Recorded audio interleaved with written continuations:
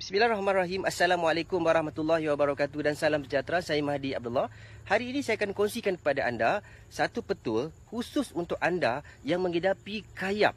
Mungkin anda dah cuba pelbagai kaedah rawatan ataupun mungkin anda dah makan macam-macam jenis ubat tetapi masih lagi tidak sembuh. Hari ini saya nak kongsikan kepada anda, petua ini adalah berdasarkan kisah benar di mana ada seorang yang mengalami masalah kayap ini dah bertahun-tahun, dah cuba makan macam-macam ubat, dah cuba pelbagai kaedah rawatan tetapi masih lagi tak sembuh.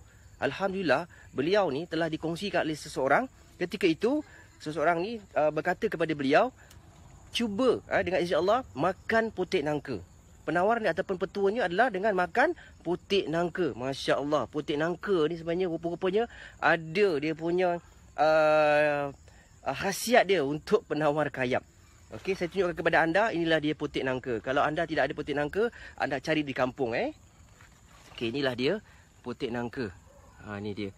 Ni putik nangka dan ini juga adalah putik nangka. Ni. Okey, saya petik Bismillahirrahmanirrahim. Okey. Kalau boleh, kita baca bismillah. Masa ataupun sebelum petik tu kita baca bismillah, kita baca selawat dan berdoa kepada Allah SWT agar putik nangka ni menjadi sebab untuk kayap kita ini sembuh. Dan saya nak kongsikan kepada anda dengan izin Allah, kayap beliau ni sembuh dengan sempurna. Bismillahirrahmanirrahim. Tak kelat je, rasanya sedap rupa-rupanya.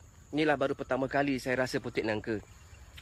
Sekiranya anda rasa video perkongsian ini memberi manfaat kepada anda, jadikanlah video ini sebagai satu amal jariah anda dan jadikan video ini menjadi satu dipanggil ilmu yang bermanfaat semasa hidup anda. Anda kongsikanlah kepada mereka-mereka di luar sana. Sekian daripada saya Mahdi Abdullah. Assalamualaikum warahmatullahi wabarakatuh.